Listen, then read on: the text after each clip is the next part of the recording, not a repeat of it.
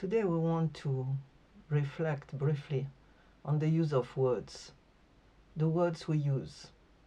And I strongly advise you, first of all, to check the meaning of words before we use them. I remember when I was very tiny, probably like 5 or 6, I was living in a village, and an old woman was helping our parents to take care of us when they were absent. And that lady was roughly illiterate. I don't think she had ever gone to school, or maybe briefly. But I remember my parents smiling when she continued using words that she definitely didn't know what they meant in French, because our first language was a patois. It was a very local language that had very little to do with French. But that is not a case now.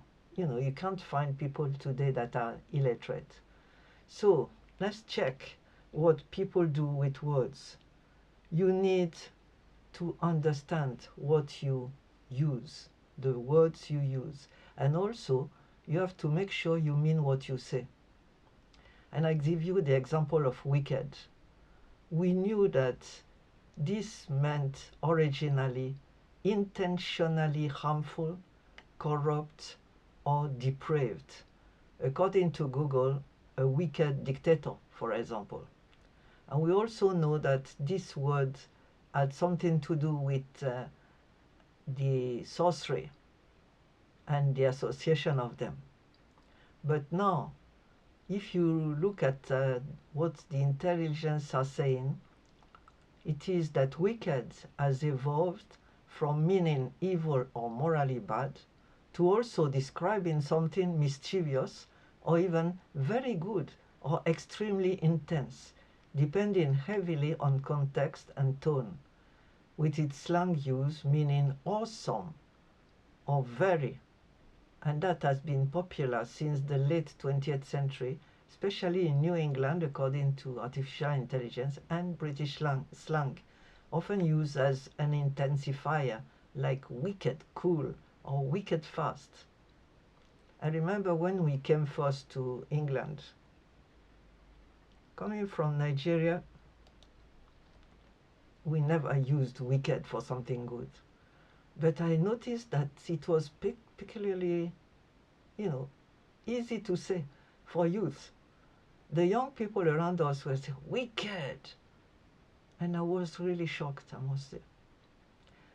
It may seem to you like nothing, or just like, well, words change meaning, it's normal.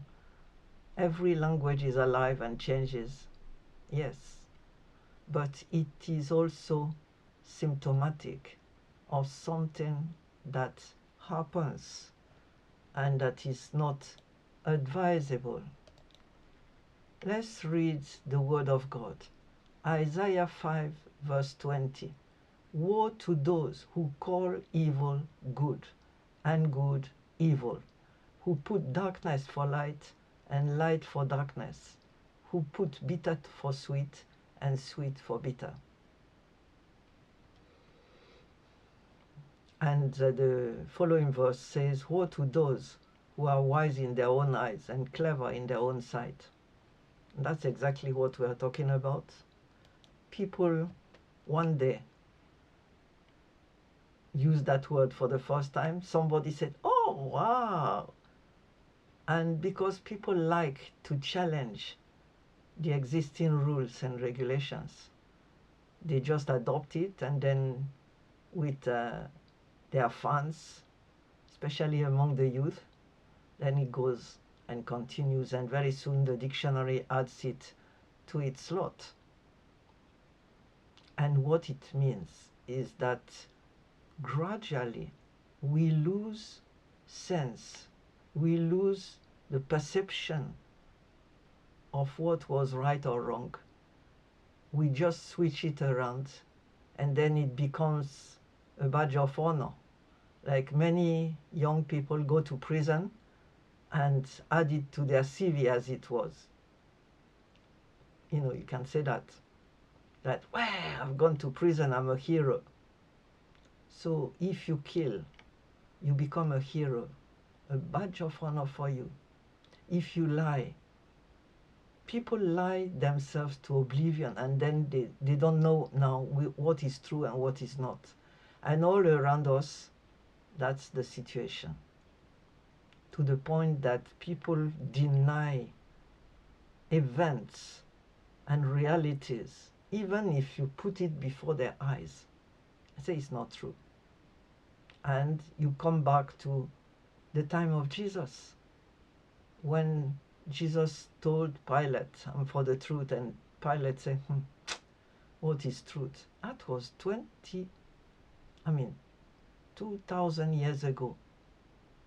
So nothing new under the sun.